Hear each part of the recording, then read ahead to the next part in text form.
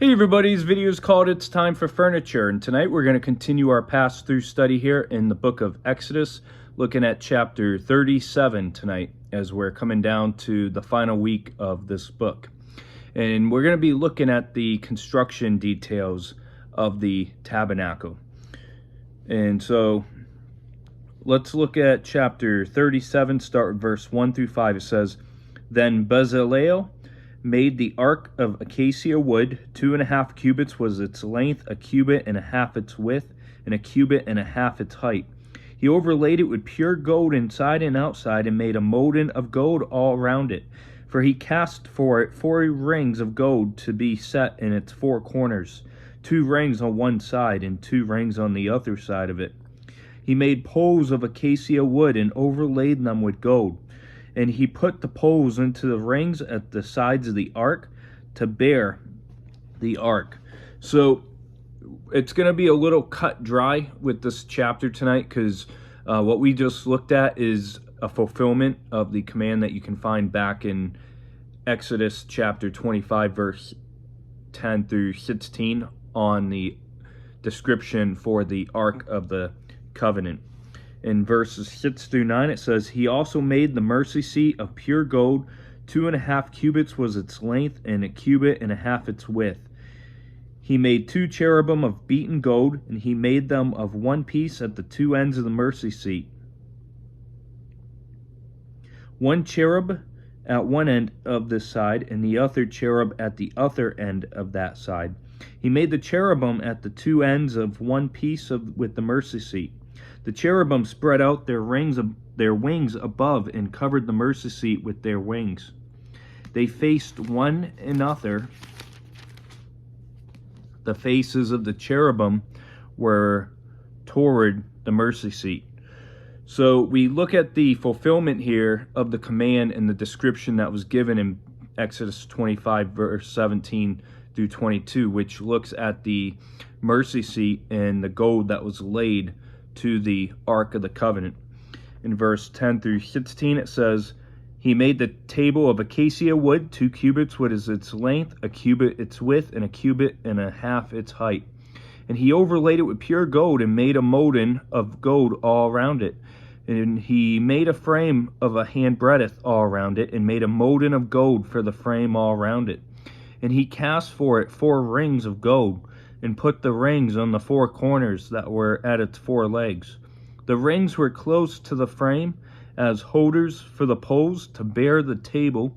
And he made the poles of acacia wood to bear the table, and overlaid them with gold.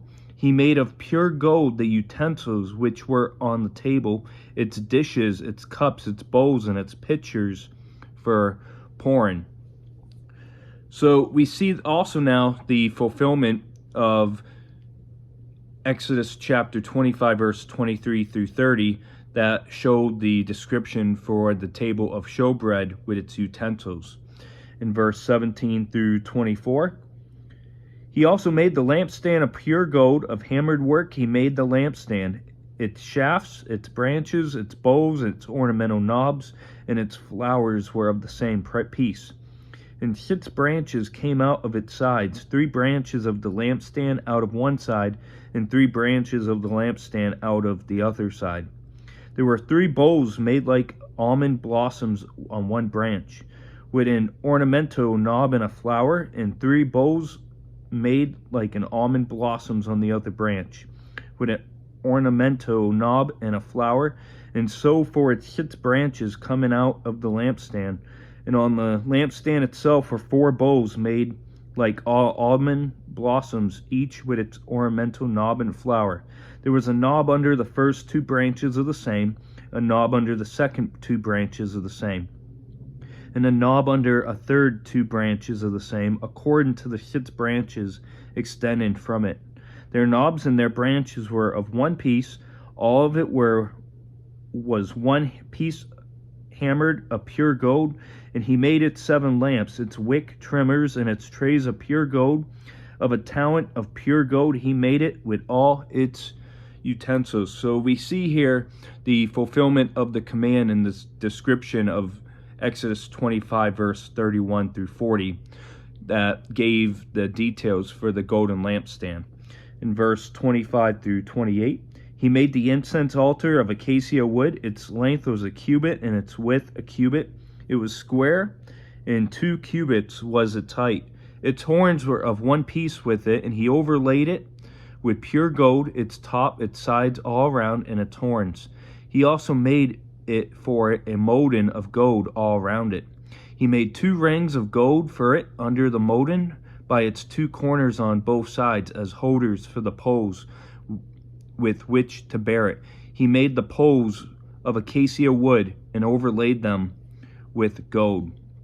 So we see that it's being fulfilled here in the description of chapter 30, verses 1 through 10 of the altar of incense. And then we see the final verse for this chapter. It says, he also made the holy anointing oil and the pure incense of sweet spices according to the work of the perfumer. So we see the fulfillment of the command and the description that's given in Exodus chapter 30, verse 22 through 38 of the anointing oil and incense. And that's all. We're not going to do our wrap-up summary like I like to do on videos, because literally from chapter 36 through 40, it's all going to be based on the fulfillment of what's given prior in the study of Exodus. So if you want to go back and look at those Exodus videos of chapter 30 and chapter 25, it's going to give you the details that we read here. So this is just a picture of the tabernacle being built, the fulfillment of what God has called for. And in chapter 40 on Saturday, we'll give more details again, but I went over each thing, the golden lampstand and the mercy seat and all that, and how it's a picture for the New Testament. So I hope you have a great rest of your night, and we'll see you tomorrow night as we look at chapter 38 next. God bless.